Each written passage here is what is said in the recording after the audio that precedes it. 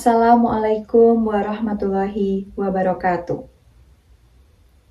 Katentreman, kawilujengan, kabagyan, mugya tansah kajiwa kasarira dumateng kula panjenengan sedaya waratin sagung dumadi.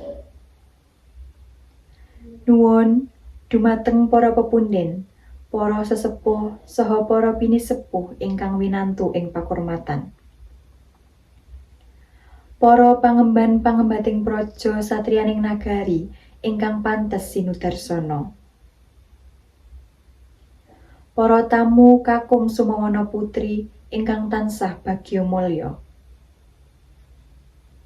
Linambaran kanthi muji syukur wonten ngarsanipun Gusti Allah ingkang Maha Agung, ingkang sampun paring mapinten-pinten rahmat saha hidayahipun katitik wonten ing wekdal menika. Kula lan panjenengan sedaya saged kempal wonten ing dalemipun Bapak Sutrisno. Saperlu mahargya adicara tedhak siten putranipun inggih adik satria. Ngaturaken wilujeng rawuh, ugi ngaturaken agunging panuwun awit rawuhipun panjenengan sedaya. Para rawuh ingkang kinurmatan, kula ingkang jinejer minangka pranata adicara keparenga badhe ngaturaken menggah urut reroncening adicara ingkang badhe kalampahan. Adicara ingkang sepisan inggih menika pambuka, ingkang kaping kalih inggih menika atur pambagya harja. Adicara ingkang kaping 3 inggih wosing adicara tedhak siten. Lajeng adicara ingkang pungkasan inggih menika panutup. Mekaten menggah rantamaning adicara ingkang badhe kalampahan wonten ing ri kalenggahan menika. Mugi-mugi adicara ingkang sampun karantam saged lumampah kanthi rancak winantu barokahipun Gusti.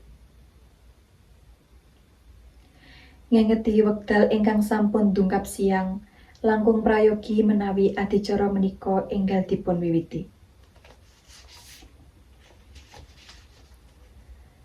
Tumapak wonten ing adicara ingkang kaping pisan inggih menika pambuka.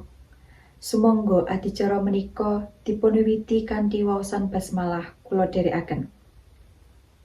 Bismillahirrahmanirrahim. Matur nuwun, mugia kanthi waosan basmalah kala wau saged ndadosaken adicara lumampah kanthi sae nir-ing sambikala. Menggah adicara ingkang kaping kalih inggih menika atur pambagya harja.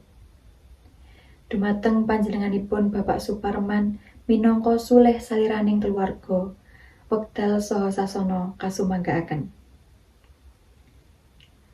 Matur nuwun kaaturaken dumateng panjenenganipun Bapak Suparman ingkang sampun paring atur pambagya harja.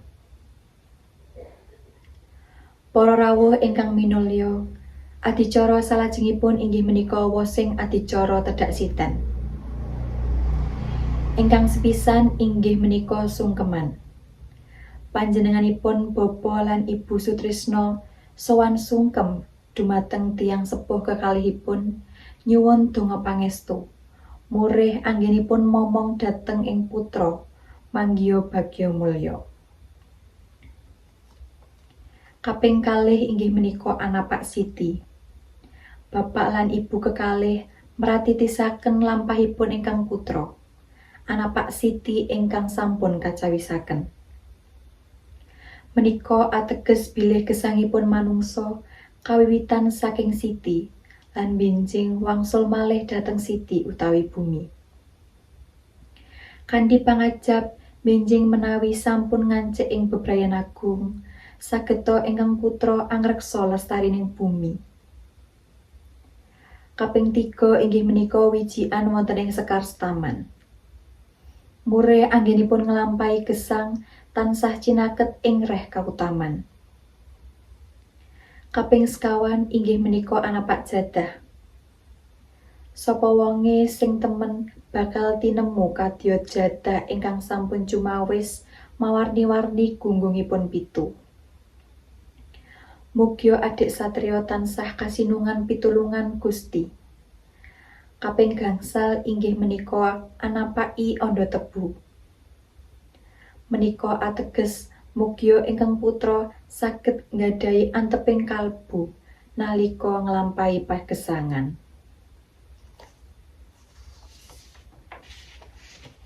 Ingkang kaping 6 inggih menika milah lan milih dolanan. Katon maneka warni jinis dolanan ingkang sampun cumawis. Kados dene buku, montor-montoran miwah arta. Dolanan ingkang dipun remeni menika anggambaraken kados pundi mangke adik satriya. Mugya saged ngugemi murih kautaman sampun ngantos nerak wewaleripun unggah-ungguh lan subosita. Kaping 7 inggih menika ingkang putra siniram toya gege dening ibu. Toya gege ingkang winadahan pangar mujudaken pangajapipun sakluwarga, bapa miwah ibu ingkang gulawentah. Sampun paripurna siniram toya gege ingkang putra dipun agemaken busana.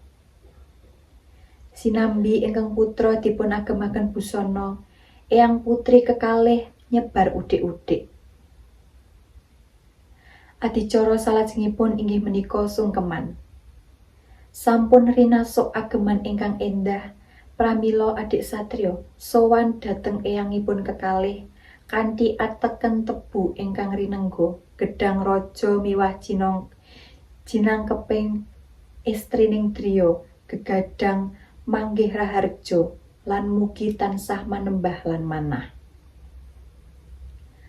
Sampun kepareng sungkem nuwun donga pangestu dhateng eyangipun kekalih. Upacara tedhak siten kapungkasi kanthi andung dolanan tigan. Tigan menika pralambang saking perkawis ingkang menika lair, jodho lan seda. Sagung para tamu ingkang winantu ing pakurmatan, lampahing adicara menika sampun paripurna. Kula minangka pranatacara bilih wonten lepating atur saha kiranging subosita, kula nyuwun agunging pangaksama. Lan sumangga adicara menika dipun pungkasi kanthi waosan hamdalah sesarengan. Alhamdulillahirabbil alamin. Cekap semanten saking kula, akhirul kalam. Billahi taufiq wal hidayah. Wassalamualaikum warahmatullahi wabarakatuh.